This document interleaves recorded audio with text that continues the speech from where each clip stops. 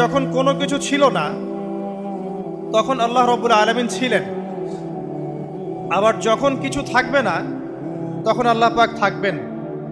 কুল্লু মান আলাইহা ফান ওয়া ইয়াবকা ওয়াজহু রাব্বিকা যুল জালালি ওয়াল ইকরাম। সমস্ত কিছু ফানা হয়ে যাবে, শুধুমাত্র আল্লাহ রাব্বুল আলামিনের সত্তা জাত এটা বাকি থাকবে।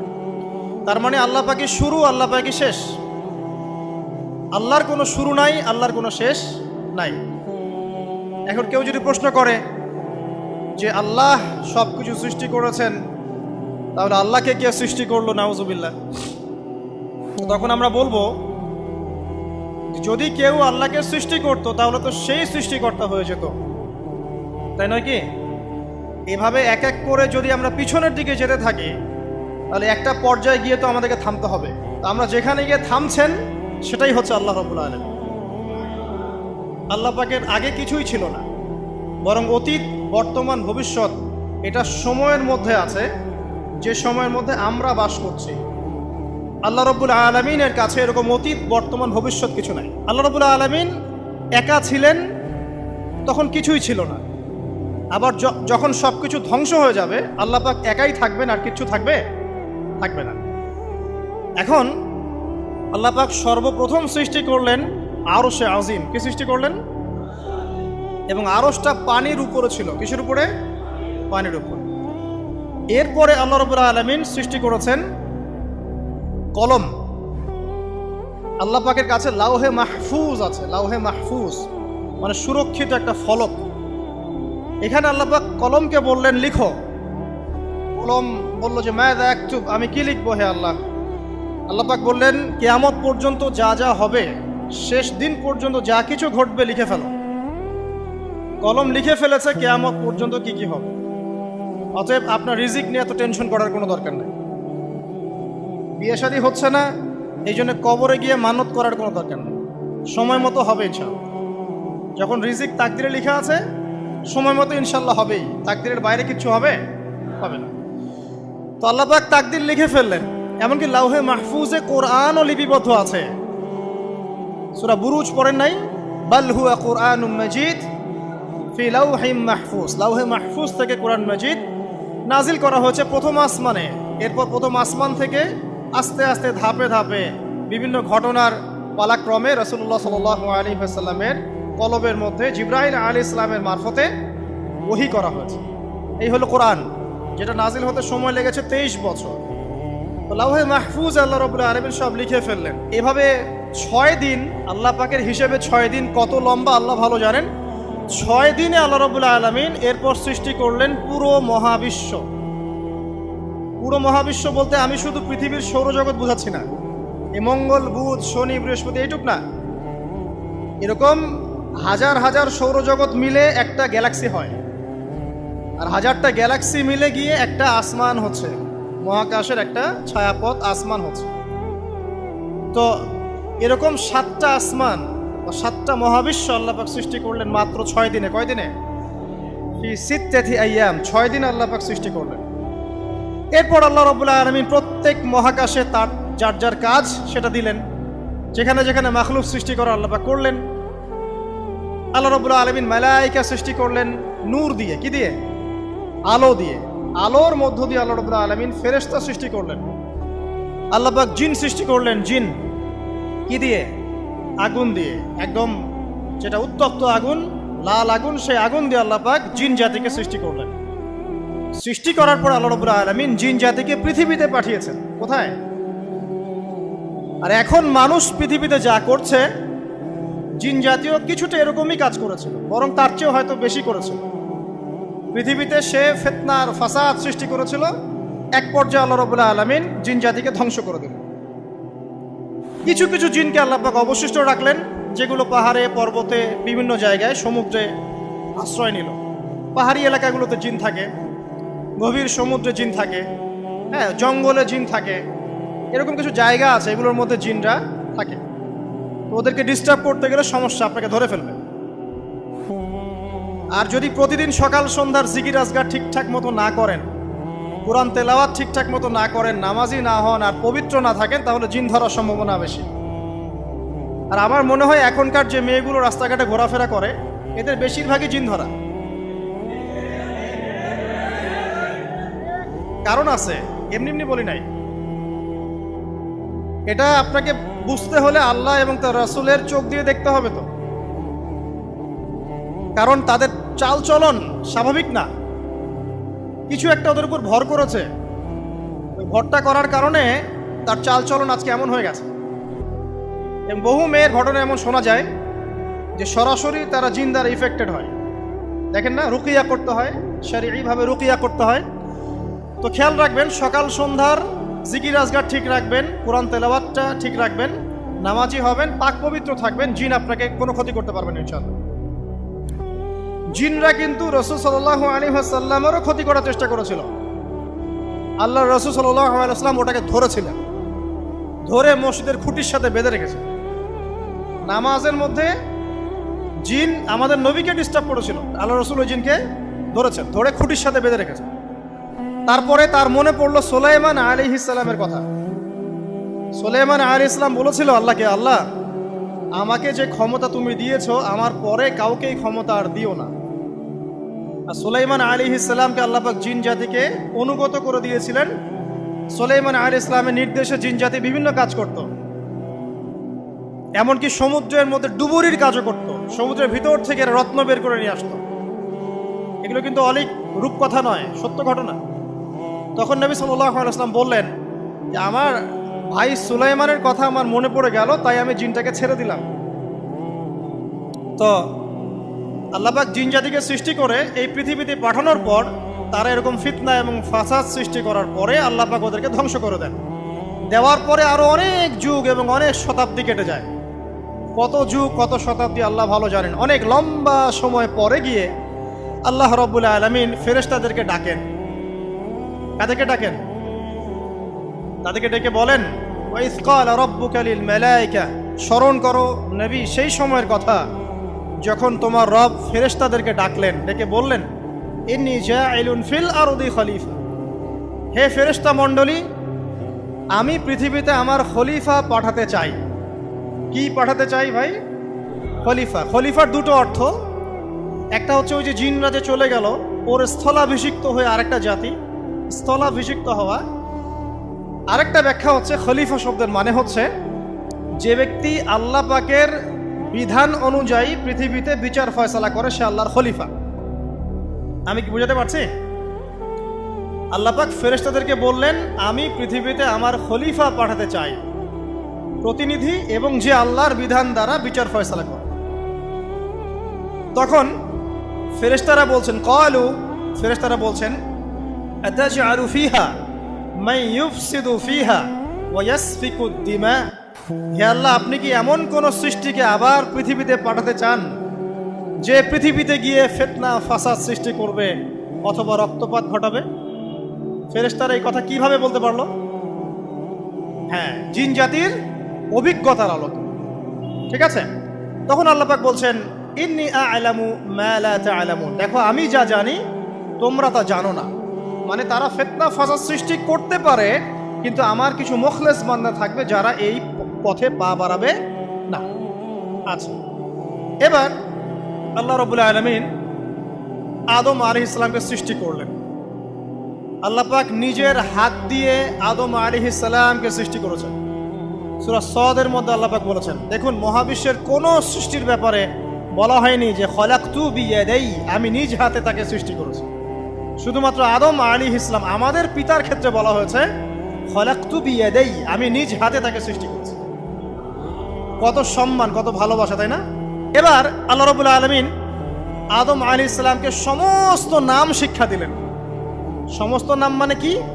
ওয়াল্লামা আদামাল আসমাআ কুল্লাহা, আল্লাহ পাক বলছেন এরপর আমি আদম আলাইহিস সালামকে মহাবিশ্বের যত জ্ঞান আছে সমস্ত নাম শিক্ষা দিয়ে দিলাম। সুবহানাল্লাহ। যেই জ্ঞান ফেরেশতাদেরও ছিল না, যেই জ্ঞান ইবলিসেরও ছিল না। ইবলিস কিন্তু অনেক জ্ঞানী ছিল, অনেক বড় আবেদ ছিল, সে দীর্ঘদিন আল্লাহর ইবাদত করেছে, কিন্তু এই জ্ঞান কিন্তু তারও ছিল না, ফেরেশতাদেরও ছিল না। সুম্মা আরাদাহুম আলাল মালায়েকা, এরপর আল্লাহ রাব্বুল আলামিন আদম আলাইহিস সালামকে ফেরেশতাদের সামনে নিয়ে আসলেন।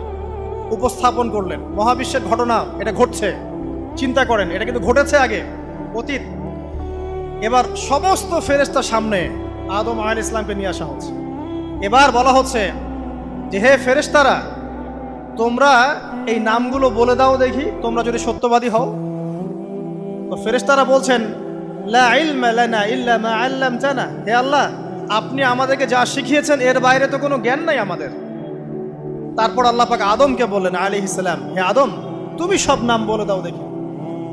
এরপর আদম আলাইহিস সালাম সমস্ত নাম একটা একটা করে বলে দিলেন। তাহলে আমাদের পিতা জ্ঞানী ছিলেন, নজ্ঞ ছিলেন? আর আমরা তার সন্তান হিসেবে জ্ঞানী নজ্ঞ, এটা আমাদের শোভা পায়। আমাদের পিতা ছিলেন মহাবিশ্বের সবচেয়ে জ্ঞানী সত্তা। আল্লাহ রাব্বুল আলামিন তাকে জ্ঞান শিক্ষা দিয়েছেন, সমস্ত জ্ঞান। তবে তার সমস্ত জ্ঞান আর এই মহাবিশ্বের সমস্ত জ্ঞান আল্লাহর জ্ঞানের তুলনায় কতটুকু জানেন?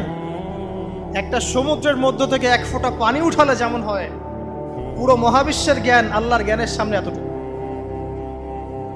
আল্লাহ পাকের জ্ঞান এত অসীম, পুরো মহাসাগরের মধ্য থেকে এক ফোঁটা পানি তুললে, ওই যে এক ফোঁটা পানি তুললেন, এটা মহাবিশ্বের জ্ঞান। আর বাকি সমস্ত পানি এটা আল্লাহ পাকের জ্ঞান। ঠিক দুনিয়ার জীবনের এক্সাম্পলটা এমনই। একটা সাগরের মধ্যে আঙ্গুল ডুবালে, আঙ্গুল উঠালে যতটুকু পানি আঙ্গুলে বেঁধে থাকে, এটা দুনিয়া। আর পুরো মহাসাগরটাই হচ্ছে কি? আখিরাত। নবীজি বলছেন সাল্লাল্লাহু আলাইহি ওয়াসাল্লাম, একটা মৃত গাধাকে দেখে বলছেন, সাহাবীরা, তোমরা কি কেউ এই গাধাটাকে 1 দিরহামের বিনিময়ে কিনবে? কান কাটা, মৃত, গলে আছে, এই গাধাটাকে কিনবা 1 দিরহাম দিয়ে? সাহাবীরা বলছেন, মাংনা দিলেও তো কিনবো না। ইয়া রাসূলুল্লাহ, যদি ফ্রিও কেউ দেয়, বিনামূল্যে দেয়, তাও তো নিব না। তখন নবী সাল্লাল্লাহু আলাইহি ওয়াসাল্লাম বলছেন, এটাই হচ্ছে আল্লাহর কাছে দুনিয়ার এক্সাম্পল। ওই মৃত গাধা তোমাদের কাছে যতটা না ইম্পর্টেন্ট, যতটুকু মূল্য রাখে, আল্লাহর কাছে এই দুনিয়া তার চেয়েও কম মূল্য রাখে। তো এই দুনিয়াতে তো সব ফয়সালা হবে না। আমরা তো হতাশ হয়ে যাই না যে দুনিয়াতে এমন কেন, এটা কেন, ওইটা কেন। দুনিয়া এটারই জায়গা। দুনিয়া সবকিছুর কনক্লুশনের জায়গা না, সবকিছুর পরিসমাপ্তির জায়গা হচ্ছে কিয়ামতের মাঠ। ওই দিন যে সফল সে সফল, যে ব্যর্থ সে ব্যর্থ। দুনিয়ার বাড়ি গাড়ি, স্ট্যাটাস, চাকরি বাকরি, ইজ্জত সম্মান, এটা সাফল্য ব্যর্থতার মানদণ্ড নয়, চূড়ান্ত মানদণ্ড নয়। চূড়ান্ত মানদণ্ড কি? ফামান যুহজিহা আনিন নার ওয়া উদখিলাল জান্নাহ ফাকাদ ফাজ। যাকে জাহান্নাম থেকে বাঁচানো হবে, জান্নাতে প্রবেশ করানো হবে, পুলসিরাত পার হতে পারবে, এই একমাত্র ব্যক্তি সফল। সাফল্যের সংজ্ঞাটা জেনে রাখবেন, তাহলে আপনি দুনিয়াতে হতাশ হবেন না ইনশাআল্লাহ। এবার কি হলো, যখন আদম আলাইহিস সালাম সমস্ত নাম শিক্ষা দেওয়া সমস্ত নাম বলে দিলেন, এখানে নাম মানে কিন্তু খালি নাম নয়, জ্ঞান বলে দিলেন, তখন আল্লাহ রাব্বুল আলামিন ফেরেশতাদেরকে বললেন, তোমরা সবাই এখন আদমকে সিজদা করো। ওয়া ইয কুলনা লিল মালাইকাতি ইসজুদু লি আদম। আল্লাহ পাক এবার বলছেন, আমি সমস্ত মালায়েকাকে বললাম তোমরা আদমকে সিজদা করো। ফাসাজাদু, সবাই সিজদা করলো, ইল্লা ইবলিস, ইবলিস সিজদা করলো না। কেন করলে না? ইবলিসকে বলা হচ্ছে, ইয়া ইবলিস মা মানাকা আল্লা তাসজুদা ইয আমারতুক, তোমাকে কে নিষেধ করলো সিজদা করতে ওই আদমকে যাকে আমি আদেশ করেছি? কে নিষেধ করলো? তখন ইবলিস বলছে, খলাকতানি মিন নার ওয়া খলাকতাহু মিন তিন, আমাকে সৃষ্টি করেছেন আগুন দিয়ে আর আদমকে সৃষ্টি করেছেন মাটি দিয়ে, আমি কিভাবে তাকে সিজদা করতে পারি? ইবলিস বলতে চাইলো যে আপনি যে বলছেন আদমকে সিজদা করো, আদম তো মাটির তৈরি, আমি তো আগুনের তৈরি, তাহলে আপনি ভুল বলছেন। নাউজুবিল্লাহ। আগুন কেন মাটির সামনে নত হবে? মাটি আগুনের সামনে নত হওয়া উচিত। তার কেয়াস হচ্ছে এমন। কেয়াস মানে কি? তার এটা কি? হ্যাঁ, তার এটা যুক্তি, তার এটা যুক্তি এবং দর্শন যে আমি কেন তাকে সিজদা করব? আমি তো আগুনের তৈরি আর আদম হচ্ছে মাটির তৈরি। তো খলাকতাহু মিন নার ওয়া খলাকতানি মিন তিন, খলাকতানি মিন নার ওয়া খলাকতাহু মিন তিন, আমাকে সৃষ্টি করেছেন আগুন দিয়ে, আদমকে সৃষ্টি করেছেন মাটি দিয়ে। আবা ওয়াস্তাকবারা, আল্লাহ পাক বলছেন সে উদ্ধত হলো এবং অহংকার প্রদর্শন করলো। আর আল্লাহ পাক অনেক কিছু মাফ করে দেন, কিছু কিছু বিষয় আল্লাহ পাক মোটেই পছন্দ করেন। তার মধ্যে একটা হচ্ছে অহংকার, তার মধ্যে একটা হচ্ছে শিরক, তার মধ্যে একটা হচ্ছে অন্যের হক নষ্ট করা। তার মধ্যে একটা হচ্ছে আদম সন্তানকে হত্যা করা, তার মধ্যে একটা হচ্ছে বৃদ্ধ বয়সে ব্যভিচার করা, তার মধ্যে একটা হচ্ছে মুরতাদ হয়ে যাওয়া। ওই যে খ্রিস্টান হয়ে যাচ্ছেন না, খালি মরেন তারপর বুঝবেন, খালি মালাকুল মউত আসুক তারপর বুঝবেন।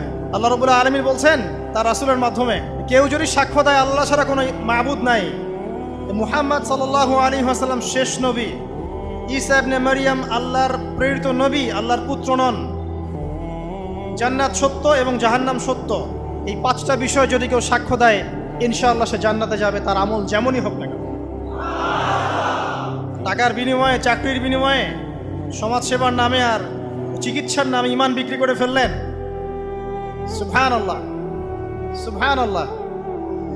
তোমাদের এই পৃথিবীতে বেঁচে থাকার চাইতে মাটির তলে চলে যাওয়া ভালো। আবর্জনার কোনো প্রয়োজন নাই আল্লাহর এই জমিনে। এই মুসলিম উম্মার আবর্জনার কোনো প্রয়োজন নাই। এই মুসলিম উম্মার ইমানদার সাহসী তরুণ প্রজন্মের দরকার। আল্লাহ পাক কবুল করুন, আমিন। এরপরে কি হলো? ইবলিস সেজদা করলো না, আবা ওয়াস্তাকবার, সে উদ্ধত হলো এবং অহংকার প্রদর্শন করলো। এবার আল্লাহ পাক জিজ্ঞাসা করলেন, কেন করলে না, কেন করলে না? সে বলল যে আগুন দিয়ে সৃষ্টি করেছেন আমাকে, তাকে সৃষ্টি করেছেন আপনি মাটি দিয়ে, সো আপনি ভুল আমি সঠিক, আমি কেন তাকে সেজদা করব? আল্লাহ পাক তখন আর তার প্রতি রহম করলেন না। আল্লাহ পাক তখন তাকে বলছেন ফখরুজ মিনহা, এখান থেকে বেরো। আল্লাহ পাক যেমন গফুর রহিম আরহামুর রহিমিন, ঠিক তেমনি আল্লাহ পাক শাদীদুল ইকাব, কঠিন শাস্তি দাতাও বটে। আল্লাহ পাক শুধু কি দয়াই করবেন, শাস্তি দিবেন না? দিবেন। ফখরুজ, অপদস্থ হয়ে লাঞ্ছিত হয়ে এখান থেকে বের হয়ে যাও। এখানে অহংকার করার অধিকার তোমাকে দেয়া হয় না, এখান থেকে বের হয়ে যাও। এবার ইবলিস বের হয়ে যাচ্ছে। বের হয়ে যাওয়ার সময় ইবলিস বলছে রব্বি, কি বলছে? রব্বি। দেখেন ইবলিস আল্লাহকে বলছে রব্বি, মানে ইবলিস আস্তিক। ইবলিস কি আস্তিক? ইবলিস আল্লাহ বিশ্বাস করে। ইবলিস বলছে রব্বি, হে আমার রব, আনজিরনি ইলা ইয়াউমি ইউবআসুন, আমাকে কিয়ামত দিবস পর্যন্ত অবকাশ দেন। আমাকে তো বের করে দিচ্ছেন, ঠিক আছে, আমাকে কিয়ামত দিবস পর্যন্ত অবকাশ দেন। শব্দ চয়ন হচ্ছে রব্বি, হে আমার রব, মানে ইবলিস কিন্তু নাস্তিক না। তাহলে এখন যারা এই যে এথিজমে বিশ্বাস করছেন, আসলে এরা কেউ নাস্তিক না, এরা ইসলাম বিদ্বেষী। কখনো দেখবেন না তাদেরকে অন্য ধর্মের কোনো বিষয় নিয়ে কটু মন্তব্য করছে, প্রশ্ন উত্থাপন করছে, এমনটা খুব কমই দেখবেন। এতে যত মাথা ব্যথা ইসলাম নিয়ে। এখানে দেখেন ইবলিসের কথা বলছি, ইবলিস কিন্তু আস্তিক। ইবলিস কি বলছে? রব্বি আনজিরনি ইলা ইয়াউমি ইউবআসুন, হে আমার রব। ইবলিস জানে যে আল্লাহ তার রব। ওই যে সূরা হাশরের শেষের দিকে পড়ে দেখবেন ইবলিস বলে উকফুর, তোমরা কুফরি করো। তারপরে মানুষ যখন কুফরি করে সে বলে আমি ইন্নী আখাফুল্লাহ রাব্বাল আলামিন, আমি আল্লাহকে ভয় করি যে জগৎ সমূহের প্রতিপালক। শয়তানকে মানুষ গিয়ে জিজ্ঞাসা করবে, জাহান্নামীরা, তুমি আমাদেরকে পথভ্রষ্ট করেছিল। শয়তান বলবে আমি কিচ্ছু করি নাই, আমি তোমাদেরকে কোনো কাজে ফোর্স করি নাই, আমি শুধু তোমাদেরকে ওয়াসওয়াসা দিয়েছি, তোমরা নিজেরাই কাজ করছো। ফালা তালুমুনি ওয়ালুমু আনফুসাকুম, সূরা ইব্রাহিম পড়ে দেখেন। শয়তান বলবে তোমরা আমাকে লানত করো না, নিজেদেরকেই লানত করো, আমি তো তোমাদেরকে বাধ্য করে কাজ করাই নাই, তোমরা নিজেরাই করেছো এই কাজগুলো। আসুন সামনে যাই। এবার আল্লাহ পাক যখন ইবলিসকে বের করে দিলেন, সে বলছে আমাকে কিয়ামত পর্যন্ত অবকাশ দিন। কিয়ামত পর্যন্ত অবকাশ নিয়ে ইবলিস কি করবে? উত্তর, ইবলিস বলছে ফাবিমা আগওয়াইতানি, হে আল্লাহ, যে কারণে বা যে আদমের কারণে আপনি আমাকে এখান থেকে বের করে দিলেন, লাআকউদান্না লাহুম সিরাতাকাল মুস্তাকিম, আমি সে আদম সন্তানের সরল পথে ওত পেতে বসে থাকব। শয়তানের কথা কি মনে থাকবে যুবক ভাইরা? শয়তানের চ্যালেঞ্জ কি? আমি আদম সন্তানের সরল পথে ওত পেতে বসে থাকবো, মানে আমার আপনার সবার পথে সে ওত পেতে বসে আছে। এটা যদি মাথায় থাকে তাহলে জীবনে চলা সহজ হয় না? আচ্ছা, আর কি করবো? সুম্মা লাআতিয়ান্না মিন বাইনি আইদিহিম, শুধু বসেই থাকবো না, আমি আসবো তাদের সামন থেকে, ওয়া মিন খালফিহিম, তাদের পিছন থেকে, ওয়া আন আইমানিহিম, তাদের ডান দিক থেকে, ওয়া আন শামাইলিহিম, তাদের বাম দিক থেকে, ওয়ালা তাজিদু আকসারাহুম শাকিরিন, হে আল্লাহ, আপনি বেশিরভাগ আদম সন্তানকে শুকরগুজার পাবেন না। কার কথা? শয়তানের এই কথাটা কি সত্য না মিথ্যা? এখন বেশিরভাগ লোক নামাজ পড়ে না পড়ে না? পড়ে? পড়ে না। বেশিরভাগ মুসলিমের দাড়ি আছে না নাই? বেশিরভাগ মুসলিম সুদ খায় না খায় না? এখন বেশিরভাগ তরুণ প্রজন্মের জেনায় আছে না নাই? পর্নোগ্রাফি সবাই দেখে না দেখে না? অন্যের সম্পদ আত্মসাৎ মানুষ করছে না? দুর্নীতি করছে না? ঘুষ খাচ্ছে না? ইসলামের বিধান 100% পালন করে কত পার্সেন্ট মানুষ? খুব কম। আচ্ছা বাদ দেন এত বড় বড় কথা, শুধু কোরআনুল কারীম তেলাওয়াত করতে পারে কতজন মানুষ? বলি না আমরা 90% মুসলিমের বাংলাদেশ, তো 90% মুসলিমের বাংলাদেশে কত ভাগ মুসলিম কোরআন তেলাওয়াত করতে পারে? একটা শুমারি করে দেখেন, কোরআন শুমারি। এটা কোরআন শুমারি করে দেখেন যে কত পার্সেন্ট মুসলিম শুদ্ধ করে কোরআন পড়তে পারে। যারা পড়তে জানে তাদেরও পড়া যে কত ভুল আছে আলেম ওলামার কাছে গেলে বুঝতে পারবে। আর এই ভুলের কারণে যে অর্থ কত পরিবর্তন হচ্ছে আপনি তো জানেনই না। তো এই যে শয়তান বলেছে ওয়ালা তাজিদু আকসারাহুম শাকিরিন, আপনি বেশিরভাগকেই শুকরগুজার পাবেন। তো কথা সত্য না মিথ্যা?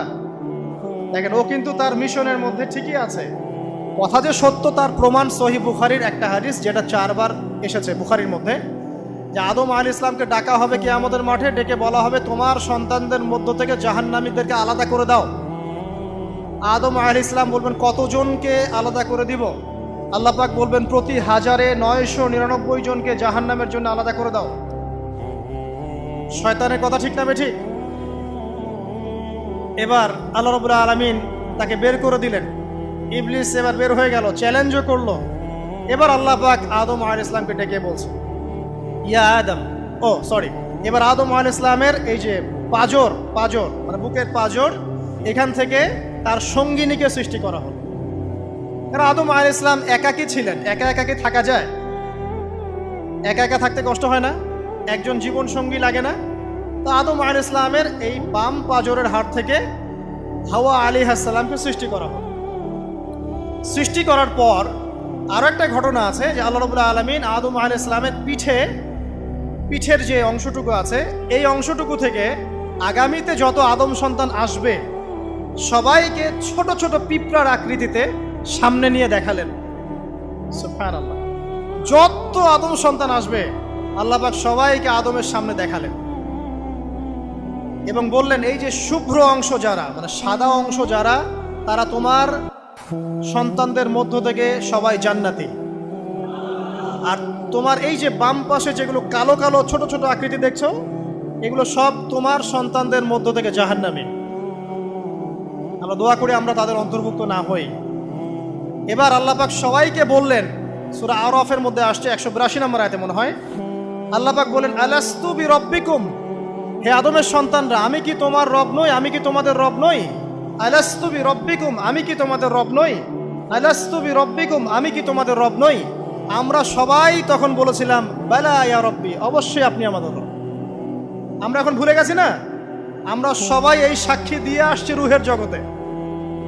আর রুহের জগৎ বলে একটা জগৎ আছে, অনেক জগৎ আছে। রুহের জগৎ একটা, দুনিয়ার জগৎ একটা, জিন জাতির জগৎ আলাদা, বারজাখ পরকালে যে কবরে রাখার পরে বারজাখের জগৎ একটা, আর দারুল করার যেটা হবে একদম জান্নাত জাহান্নাম, ওটা আরেকটা জগৎ। এই যে মহাবিশ্ব যে সম্প্রসারিত হচ্ছে, এক এক গ্যালাক্সিতে এক একটা জগৎ না, এরকম বহু জগৎ আছে। রুহের জগতে আমরা এই ওয়াদা আল্লাহর কাছে করে এসেছি। এটাকে আহদে আলাস্তু বলে। কি বলে?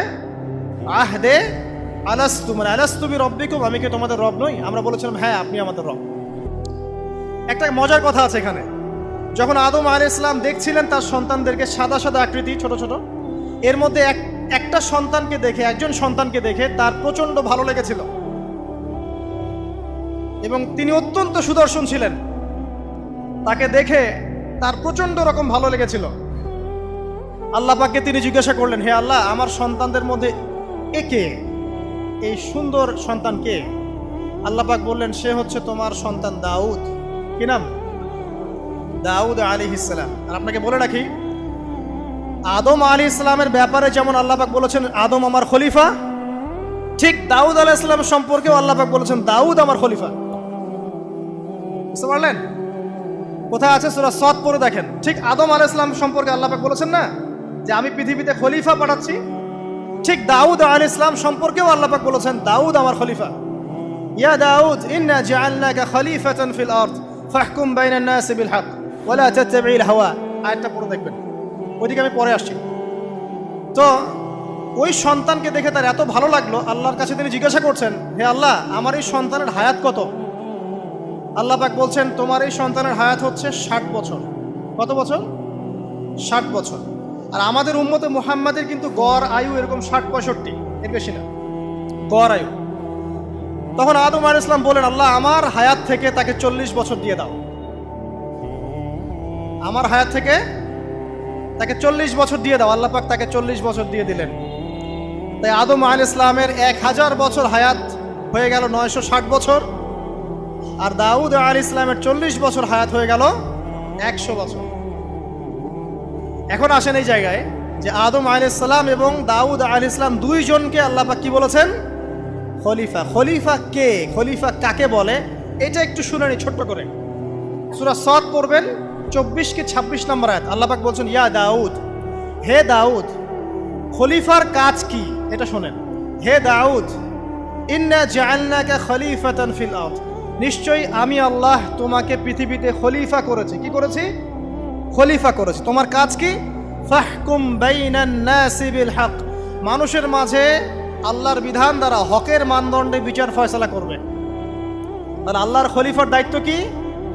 আল্লাহর বিধান দ্বারা বিচার ফয়সালা করা। ওয়ালা তাত্তাবিউল হাওয়া, তুমি নিজের প্রবৃত্তির অনুসরণ করবে না। ফায়ুদিল্লাকা আন সাবিলিল্লাহ, তাহলে তোমাকে এটা সরল পথ থেকে বিচ্যুত করে দেবে। ইন্নাল্লাযীনা ইউদিল্লুনা আন সাবিলিল্লাহ, নিশ্চয় যারা আল্লাহর পথ থেকে বিচ্যুত হয়ে যায়, লাহুম আযাবুন শাদীদ, তাদের জন্য কঠিন শাস্তি আছে। বিমা নাসু ইয়াউমাল হিসাব, এই কারণে যে তারা হিসাবের দিনটা ভুলে গেছে। এই আয়াত থেকে খলিফার ফাংশন বুঝতে পারলেন? খলিফার ফাংশন কি? আপনি যা ইচ্ছা তাই ফয়সালা করবেন, নিজের মন গড়া যা ইচ্ছা রচনা করবেন। ফাহকুম বাইনান নাসি বিল হক, মানুষের মধ্যে হকের মানদণ্ডে বিচার ফয়সালা করুন। হকটা কি জিনিস? আমার দর্শন হক, আমার ফিলোসফি হক, আমার যুক্তি, আমার বিজ্ঞান, এগুলোই হকের মানদণ্ড। হকের মানদণ্ড কি? কোথায় উত্তর আছে? কোরআনেই উত্তর আছে। কোন সূরা? সূরা কাহফ। কত নম্বর আয়াত? আয়াত নাম্বার 29। আল্লাহ পাক বলছেন, ওয়াকুলিল হাক্কু মির রাব্বিকুম, হক সেটাই যা তোমার রবের পক্ষ থেকে নাজিল। কথা কি ক্লিয়ার? হক কি জিনিস? যা তোমার রবের পক্ষ থেকে নাজিল হয়। ফামান শাআ ফালইউমিন, যার ইচ্ছা হয় সে স্বীকার করুক। ওয়ামান শাআ ফালইয়াকফুর, যার ইচ্ছা হয় সে অস্বীকার করুক। ইন্না আ'তাদনা লিযালিমিনা নারান, অস্বীকারী জালেমদের জন্য আমি আগুন প্রস্তুত করে রেখেছি। তো এখানে আপনি হকের সংজ্ঞা পেলেন এবং হকের মানদণ্ডে বিচার ফয়সালা করলে পরে খলিফা হয়। যদি আল্লাহ পাকের হকের মানদণ্ডে কেউ ফয়সালা না করে, সে আল্লাহর খলিফা নয়, সে শয়তানের খলিফা। কথা কি ক্লিয়ার?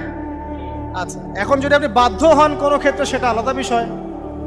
বাধ্য হয়েছেন সেটা আলাদা বিষয়, কিন্তু আকীদা স্পষ্ট থাকতে হবে যে আল্লাহ রাব্বুল আলামিনের বিধান চূড়ান্ত, এর উপর কোনো বিধান নাই। এখন আপনি আদম এবং দাউদ আলাইহিস সালামের মধ্যে একটা সম্পর্ক বুঝতে পারলেন।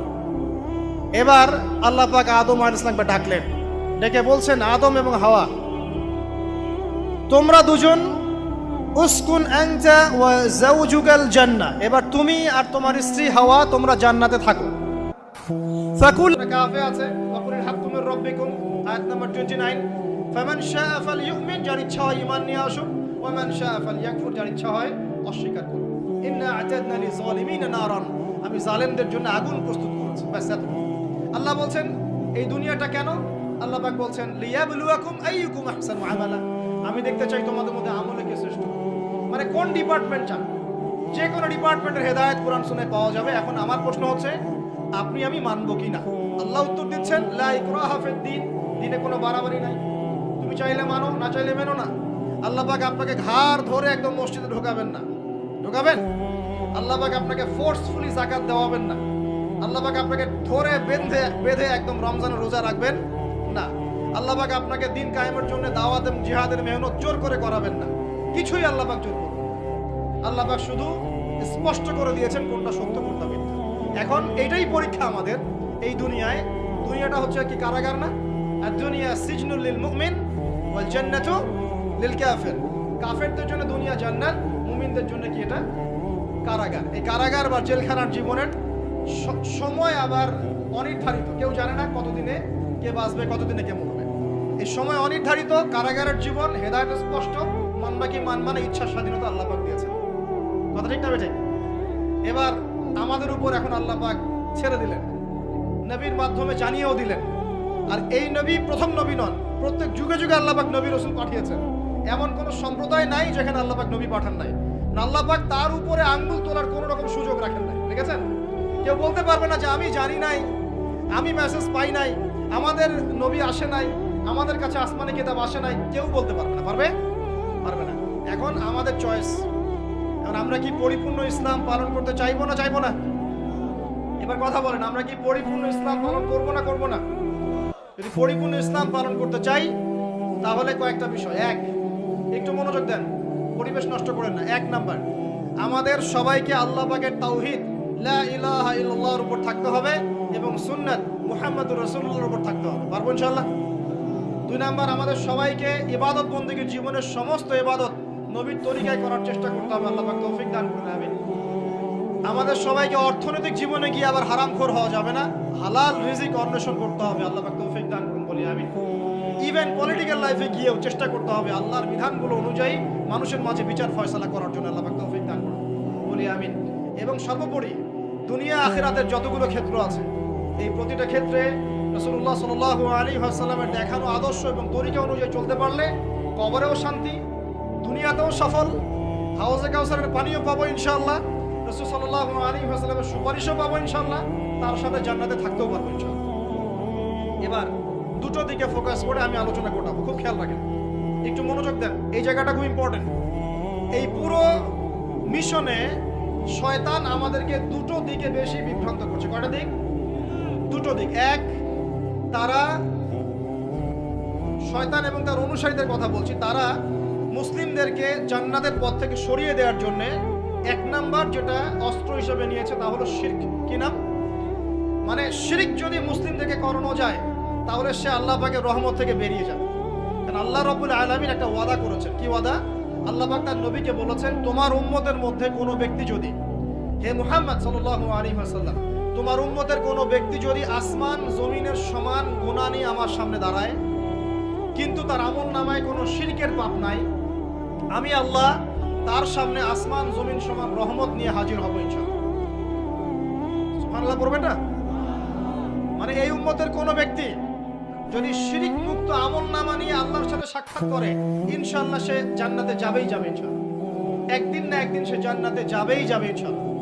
কিন্তু কারো আমল নামায় যদি শিরকের পাপ থাকে তাহলে আল্লাহ পাক বলছেন, ইন্নাল্লাহা লা ইয়াগফিরু আন ইউশরাকা বিহি ওয়া ইয়াগফিরু মা দুনা যালিকা লিমান ইয়াশা। আল্লাহ পাক তার সাথে শিরকের গুনাহ মাফ করেন না, এছাড়া যে কোনো গুনাহ যাকে ইচ্ছা মাফ করতে পারেন। একটা হাদিসে নবীজি বলছেন, যদি কেউ চুরিও করে, জিনাও করে, কিন্তু শিরক মুক্ত আমল নিয়ে আল্লাহর সামনে দাঁড়ায়, আল্লাহ তাকেও মাফ করে দিবেন ইনশাআল্লাহ। এটাই সেই হাদিসের ব্যাখ্যা। আসলে লা ইলাহা ইল্লাল্লাহ যে ব্যক্তি মন থেকে পড়েছে, কলবের মধ্যে সরিষা দানা পরিমাণ ঈমান আছে, মানে শিরকের পাপ করে নাই, ইনশাআল্লাহ তাআলা আল্লাহ পাক তাকে জান্নাত দিবেন একদিন না একদিন ইনশাআল্লাহ। আল্লাহ পাক তাকে শাস্তি দিতে পারেন, মাফ করাতে পারেন, কিছু আযাব দিয়ে হলেও আল্লাহ পাক তাকে জান্নাতে দিবেন ইনশাআল্লাহ তাআলা। এখন প্রশ্ন হচ্ছে, তাহলে সহিহ বুখারীর এই হাদিসটা কেমন? কোন হাদিস? নবী সাল্লাল্লাহু আলাইহি ওয়াসাল্লাম বলছেন, এই হাদিসটা আসছে বুখারীতে 4 বার, একবার না কিন্তু 4 বার। নবীজি বলছেন, কিয়ামতের দিনে, মনোযোগ দেন প্রিয় ভাই, কিয়ামতের দিনে আদম আলাইহিস সালামকে ডেকে আনা হবে, ডেকে বলা হবে, তোমার সন্তান যারা আছে, আদম সন্তান, তাদের মধ্য থেকে তুমি জাহান্নামীদেরকে আলাদা করে ফেলো। আদম আলাইহিস সালাম বলবেন, হে আল্লাহ, কতজনকে আলাদা করব? আল্লাহ পাক বলবেন, প্রতি 1000-এ 999 জনকে জাহান্নামের জন্য আলাদা করে দাও। নাউযুবিল্লাহ বলবেন, প্রতি 1000-এ 999 জনকে জাহান্নামের জন্য আলাদা করে দাও। সহিহ বুখারীতে 4 বার আসে, একবার না, 4 বার। এবার সাহাবীরা কিন্তু একটু বিচলিত হয়ে পড়লেন। তিনি বলেন, ইয়া রাসূলুল্লাহ, তাহলে কিভাবে হবে? নবী সাল্লাল্লাহু আলাইহি ওয়াসাল্লাম বলছেন, আশ্বস্ত হও, জান্নাতীদের কাতার হবে 120টা। কয়টা? 120টা। তার মধ্যে 80টা কাতার হবে আমার উম্মত মুহাম্মাদের ইনশাআল্লাহ। এবং এই হাদিসটা শোনালেন যে যে ব্যক্তি এই উম্মতের মধ্যে আল্লাহর সাথে শিরক না করে মারা যাবে, আল্লাহ পাক তাকে মাফ করে দেবেন ইনশাআল্লাহ। তাহলে প্রশ্ন, এত পার্সেন্টেজ হিউজ পার্সেন্টেজ মানুষ কেন তাহলে জাহান্নামে যাচ্ছে? তাদের আমলনামায় কোন পাপটা থাকতে পারে যার কারণে তারা জাহান্নামে যাচ্ছে? উত্তরটা দেখি। আল্লাহ পাক কিন্তু বলে দিয়েছেন, আল্লাহ পাক শিরক ছাড়া যে কোনো গুনাহ যাকে ইচ্ছা মাফ করতে পারেন। তাহলে এত বেশি মানুষ কেন জাহান্নামে যাচ্ছে? উত্তর, তাদের আমলনামায় কোন পাপ থাকতে পারে? শিরক। এবার আসেন, ইবলিস এবং তার অনুসারীরা উম্মতে মুহাম্মাদীকে বিভ্রান্ত করার জন্য এই শিরকের একটা ব্যাপক সয়লাব ছড়িয়ে দিয়েছে সমাজে। আমি খুব শর্ট করে বোঝাবো। আরেকটা হাদিস বলবো তার আগে আপনাকে, সেটা হলো এই উম্মতের 70,000 মানুষ কিন্তু আবার বিনা হিসাবে জান্নাতে যাবে। এই উম্মতের 70,000 মানুষ বিনা হিসেবে জান্নাতে যাবে, যারা 1 নাম্বার পাখি উড়িয়ে ভাগ্য গণনা করে না। যারা পাখির সাথে ভাগ্য গণনা করে, শিরকের সাথে সম্পর্ক আছে কি নাই? যারা আগুনের সেকা টাকা দিয়ে আগুনের উল্কি অঙ্কন করে চিকিৎসা পদ্ধতি গ্রহণ করে না। যারা হারাম অবৈধ কোনো ঝাড়ফুঁক গ্রহণ করে না, যে তাবিজ কবজ কবিরাজি করে না, কুফরি কালাম করে ঝাড়ফুঁক করছে না, এগুলো করে না। যারা সর্বাবস্থায় আল্লাহর উপর তাওয়াক্কুল করে, 70,000 এমন মানুষ বিনা হিসেবে জান্নাতে যাবে। এটাও মাথায় নেন। এবার সামনে আসে ইবলিস এবং তার অনুসারীরা কিভাবে শিরক ছড়িয়েছে। কয় ভাবে? উত্তর 3 ভাবে। কয় ভাবে? 3 ভাবে। আশ-শিরকু ফিল আকীদা, শিরক ছড়িয়েছে বিশ্বাসের মধ্যে। যেমন কিছু মানুষ বিশ্বাস করে এখনো এই যুগে, এবং এই যুগেরও এদের সংখ্যা বেশি, তারা বিশ্বাস করে যে আল্লাহ এই মহাবিশ্ব সৃষ্টি করেন নাই, এই মহাবিশ্ব সৃষ্টি হয়েছে বিগ ব্যাং থেকে। কোরআনে সূরা আম্বিয়ার মধ্যে একটা কথা আছে, আওয়ালাম ইয়ারাল্লাযীনা কাফারু আন্না আস-সামাওয়াতি ওয়াল আরদা কানাতা রাতকান ফাফাতাকনাহুমা। আল্লাহ পাক বলছেন, কাফেররা কি লক্ষ্য করে দেখে না যে আসমান সমূহ এবং জমিন একটা বিন্দুর মধ্যে ছিল একত্রিত, আমি এটাকে বিচ্ছিন্ন করে দিয়েছি। যদি তারা বলেও যে বিগ ব্যাং থেকে সব সৃষ্টি হয়েছে, আমরা বলবো এই বিগ ব্যাং এর স্রষ্টা হচ্ছেন আল্লাহ রাব্বুল আলামিন। কথা বুঝতে পারছেন? তো এই যে চিন্তা ওদের যে আল্লাহ বলতে কেউ নাই, এটা শিরক কিনা? কেউ কেউ চিন্তা করছে যে আল্লাহ আছেন, আরো উপাস্য আছে, যেমন আল্লাহ, তার সন্তান নাউযুবিল্লাহ ঈসা আলাইহিস সালাম এবং পবিত্র আত্মা রূহুল কুদুস। এই সংখ্যায় লোক আছে কি নাই? এদের সংখ্যা কত বিশ্বে? 300-400 কোটি হবে কিনা? না না, আরো কম হবে, হয়তো বেশি বলে ফেলছে। মানে কোটি তো হবেই, 100 কোটি তো বেশি হবে নাকি? সারা বিশ্বে মুসলিমদের সংখ্যা বেশি না খ্রিস্টানদের? খ্রিস্টানদের মধ্যে এক শ্রেণীর খ্রিস্টান, তারা সবাই বলে না, এক শ্রেণীর খ্রিস্টান বলে যে আল্লাহ 3 জন, 3 ইলায় বিশ্বাস, 3 খোদায় বিশ্বাস করে। এই কয়েকদিন আগে বলেছি আমরা, কি নাউযুবিল্লাহ বলেছে, মেরি ক্রিসমাস বলেছে না, 25শে ডিসেম্বর। এবং মুসলিমরাও এর সাথে একাত্মতা প্রকাশ করেছে। আস্তাগফিরুল্লাহ ওয়া আতুবু ইলাইহি। সূরা মারিয়ামে আল্লাহ পাক বলছেন, তারা এমন একটা কথা বলে, ক্বালু ইত্তাখাযাল্লাহু ওয়ালাদা, তারা বলে আল্লাহ সন্তান গ্রহণ করেছেন। নাউযুবিল্লাহ। লাকাদ জি'তুম শাইআন ইদ্দা তাকাদু আস-সামাওয়াতু ইয়াতাফাত্তারনা মিনহু ওয়া তানশাক্কুল আরদু ওয়া তাখিরুল জিবালু হাত্তা। আল্লাহ পাক বলছেন, কথার ওজনগুলো দেখেন। আল্লাহ পাক বলছেন, যখন তারা বলে যে আল্লাহ সন্তান গ্রহণ করেছে, তখন আসমান নিজেই ফেটে পড়তে চায়, জমিন নিজেই চৌচির হতে চায়, এবং পাহাড়গুলো নিজেই থরথর করে কেঁপে ভেঙে পড়তে চায়। আল্লাহ পাক এদেরকে ক্ষমতা দিতেন, ইচ্ছার স্বাধীনতা দিতেন, হ্যাঁ করো, তাহলে আসমান ফেটে পড়তো। এখন যখন আমরা বলছি যে মেরি ক্রিসমাস, আসমান ফেটে পড়তো। আল্লাহ পাক বলছেন সূরা মারিয়ামের শেষের দিকে পড়ে দেখেন, আল্লাহ পাক বলছেন, ওয়াকালু ইত্তাখাযার রাহমানু ওয়ালাদা, তারা বলে রহমান সন্তান গ্রহণ করেছেন। তাকাদু আস-সামাওয়াতু ইয়াতাফাত্তারনা মিনহু, এই কথা শুনে আসমান ফেটে পড়তে চায়। ওয়া তানশাক্কুল আরদ, জমিন চৌচির হতে চায়। ওয়া তাখিরুল জিবালু হাদ্দা, পর্বত ফেটে পড়তে চায়, চৌচির হতে চায়। সুবহানাল্লাহ। লাকাদ জি'তুম শাইআন ইদ্দা, তোমরা একটা চরম রকম ভয়ঙ্কর মিথ্যা প্রতারণাপূর্ণ কথা নিয়ে এসেছো। যখন বলছে কেউ মেরি ক্রিসমাস, তার মানে সে স্বীকার করছে যে 25শে ডিসেম্বরে আল্লাহ পাক ঈসা আলাইহিস সালামকে জন্ম দিয়েছেন। তাই কি না? বুঝতে পারেন না কথা? আর আমরা নামাজে বলছি লাম ইয়ালিদ ওয়া লাম ইউলাদ, কুল হুয়াল্লাহু আহাদ আল্লাহুস সামাদ। লাম ইয়ালিদ, তিনি কাউকে জন্ম দেন নাই, ওয়া লাম ইউলাদ, তাকেও কেউ জন্ম দেয়নি, ওয়া লাম ইয়াকুল লাহু কুফুয়ান আহাদ। একবার এই সূরা পড়লে কোরআনের 3 ভাগের 1 ভাগ করার নেকি হয়ে যায়। 3 বার পড়লে 1 খতম কোরআনের নেকি হয়ে যায়। এমনি এমনি হয় না, কারণ কোরআনের 3 ভাগের 1 ভাগ হচ্ছে আল্লাহর তাওহীদ। কোরআনের 3 ভাগের 1 ভাগ কি? আল্লাহর তাওহীদ। এই যে 3 ভাগের 1 ভাগ, আর 1 ভাগ হচ্ছে হুকুম আহকাম, কি করবে কি করবে না, আর 1 ভাগ হচ্ছে হিস্ট্রি, ইতিহাস, কি হয়েছে এই পর্যন্ত বিশ্বে। কোরআন 3 ভাগে ভাগ করতে পারবেন আপনি? প্রিয় ভাইরা, এটা শিরক কিনা? এবং কোটি কোটি মানুষ কি এই শিরকে বিশ্বাস করে কিনা? এখন ওই সমাজে গিয়ে যদি আপনি বলেন সামাজিকতার খাতিরে মেনে নিচ্ছি যে এটা শিরক, তারপরে আমি আপোষ করলাম, চলবে? এখন কিছু মানুষ সামাজিকতার দোহাই দেয়। সামাজিকতা কোন সমাজে?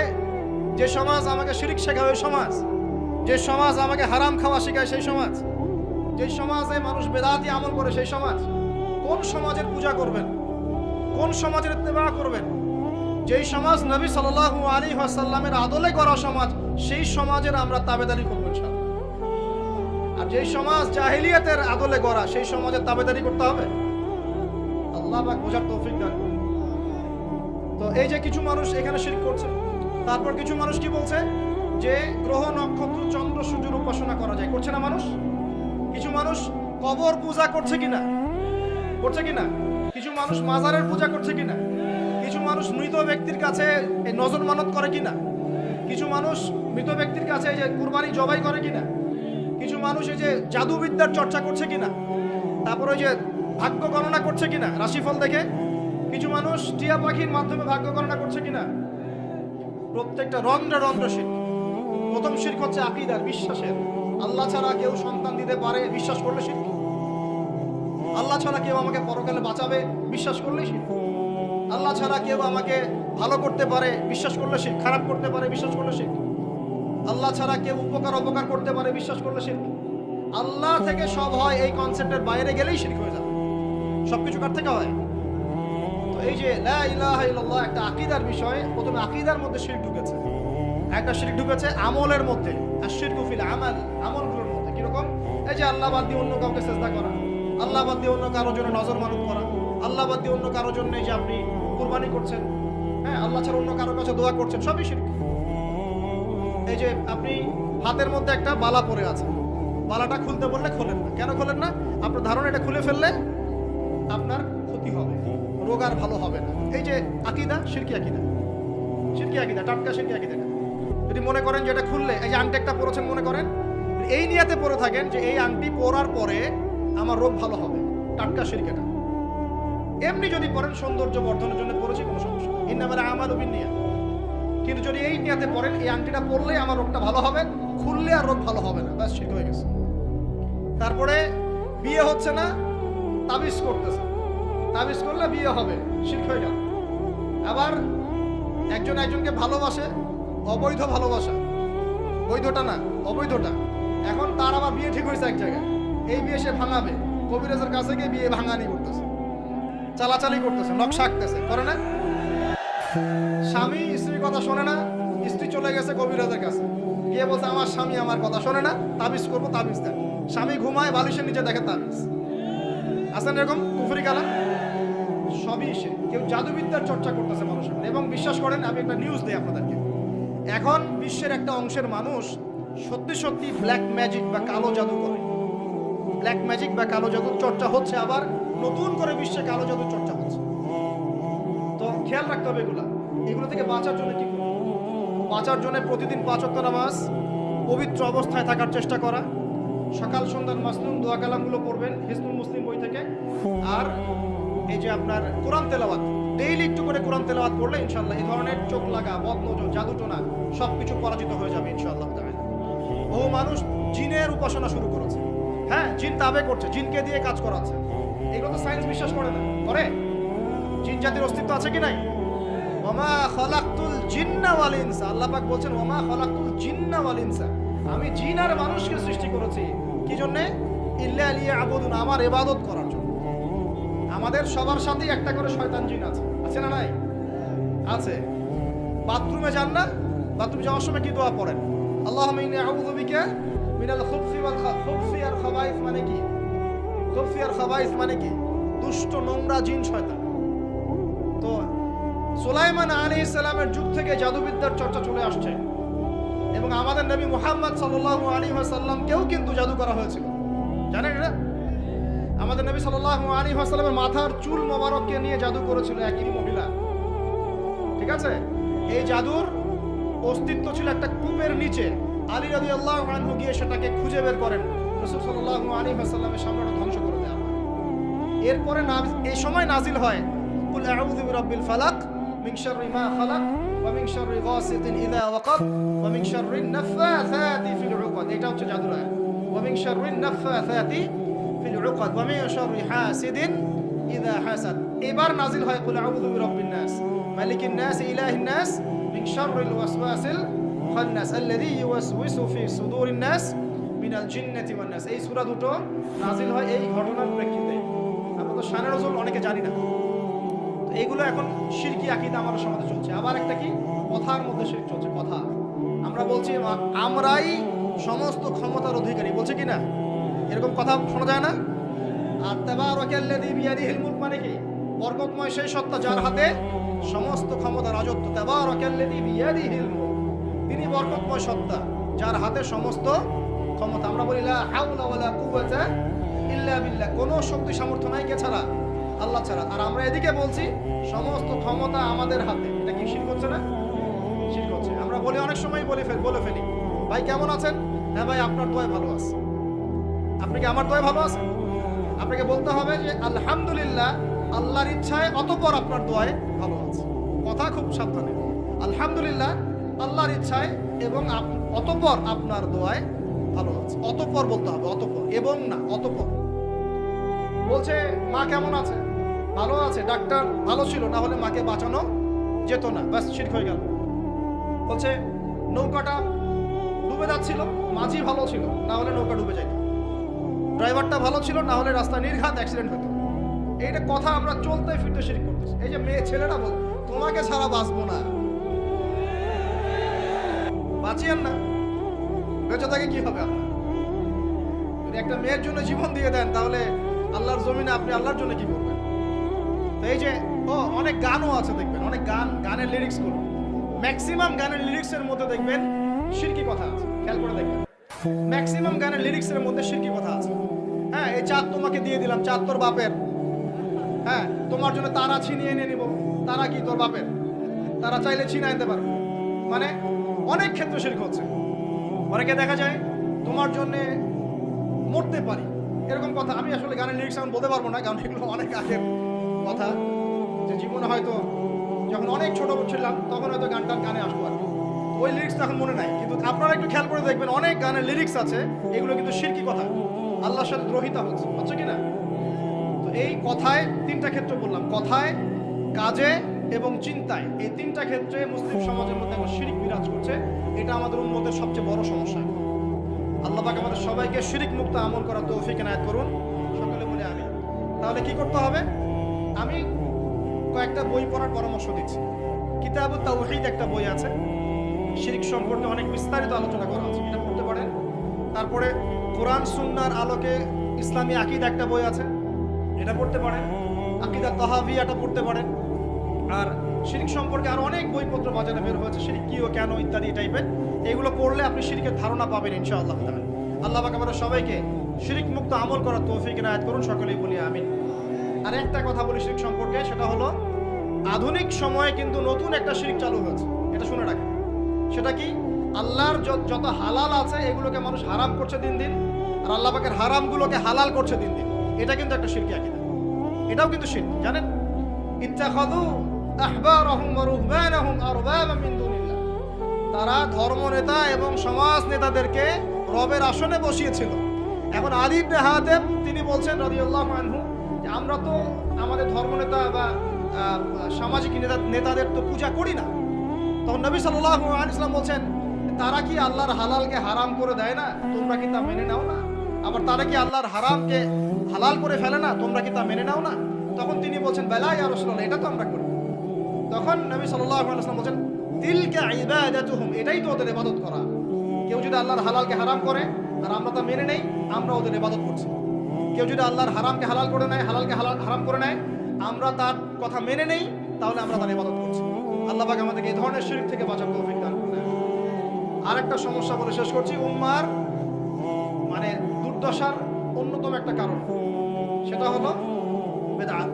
এটুকু বলে একটু বসেন, 10 মিনিট সময় নেব। এটা একটা ইম্পর্টেন্ট টপিক, এটা একটু বুঝতে হবে, খুব ইম্পর্টেন্ট। এই কারণে উম্মার মধ্যে অনেক ফাসাদ সৃষ্টি হয়েছে, ফিতনা সৃষ্টি হয়েছে। এবং মানুষ নবীর সুন্নত থেকে মুখ ফিরিয়ে এখন সব বেদাতি আমল করা শুরু করেছে। নবী সাল্লাল্লাহু আলাইহি ওয়াসাল্লামের সুন্নাহ মানে আল্লাহ পাক কোরআন নাজিল করেছেন, তার রাসূলের হাদিস আছে আমাদের সামনে, কোরআন এবং হাদিস নবী যেভাবে আমল করেছেন আমরা সেভাবে আমল করি, এর নাম সুন্নাহ। সাহাবায়ে কেরাম রাদিয়াল্লাহু আনহুম যেভাবে করেছেন আমরা সেটা করি, এর নাম সুন্নাহ। মানে নবী সাল্লাল্লাহু আলাইহি ওয়াসাল্লাম বলছেন, মাই ইয়াইশ মিনকুম বা'দি, তোমাদের মধ্যে আমার পরে যারা বেঁচে থাকবে, ফাসায়ারা ইখতিলাফান কাসীরা, তোমাদের মধ্যে যারা বেঁচে থাকবে আমার পর তারা দেখবে অনেক ইখতিলাফ চলছে সমাজের মধ্যে। তো আলাইকুম বিসুন্নতি ওয়া সুন্নতি খুলাফায়ে রাশিদিন মাহদিন মিন বা'দি, তখন তোমাদের কাজ হবে আমার সুন্নতকে আঁকড়ে ধরে থাকা এবং আমার হেদায়েতপ্রাপ্ত খুলাফায়ে রাশিদা সাহাবায়ে কেরাম তাদের সুন্নতকে আঁকড়ে ধরে থাকা। এই সুন্নতের বাইরে যে কোনো কাজ, যে কোনো আকীদা, যে কোনো মতবাদ, এগুলো সবই বেদাত।